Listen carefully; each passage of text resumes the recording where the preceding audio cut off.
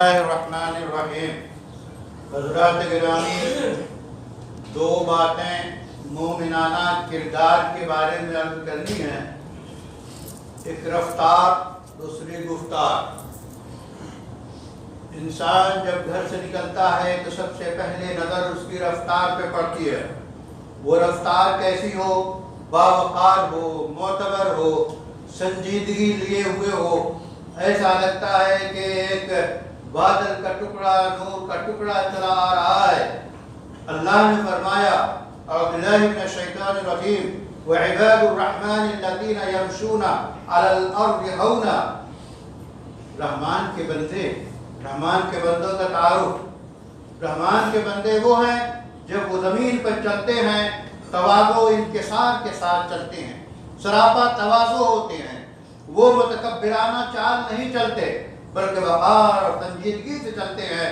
یہ ہے مومنانہ رفتار۔ اس کے بعد جو چیز ظاہر ہوتی ہے محترمہ زبان صاحبہ کی بات، گفتار، منہ سے بول پھول کی طرح جھڑ رہے ہیں یا کچھ اس کے علاوہ۔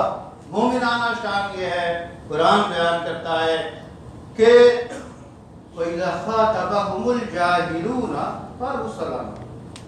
جب ان کا سابقہ پڑ جاتا ہے ناواقفوں سے تو سلام کر کے رخصت ہو لیتے ہیں۔ اس میں بڑی گنجائش ہے۔ اللہ کے رسول کی چال کیسی ہوتی تھی؟ جیسے کہ آپ اوپر سے اتر رہے ہیں، پوری قوت کے ساتھ، مردانہ قوت کے ساتھ آپ کی چال ہوتی تھی۔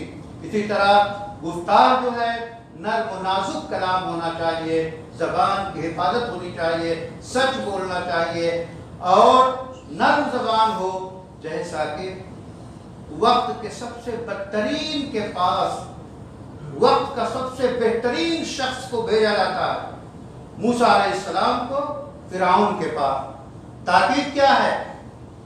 قولا لینا، اے ہارون اے موسیٰ، ان سے جا کے بات کرنا فرعون سے نرم انداز میں۔ ہماری ذمہ داری ہے جو لوگ مسجد میں آتے ہیں ان کی ثابت قدمی کی کوشش کریں، اور جو لوگ نہیں آتے ہیں پورے وقار کے ساتھ، سنجیدگی کے ساتھ، داعیانہ جرأت مندی کے ساتھ، قرآنی اوصاف سے متفق ہونے کے ساتھ، اسلاف کے تجربوں کے ساتھ ان کو مسجد میں ہر ممکن لانے کی کوشش کریں۔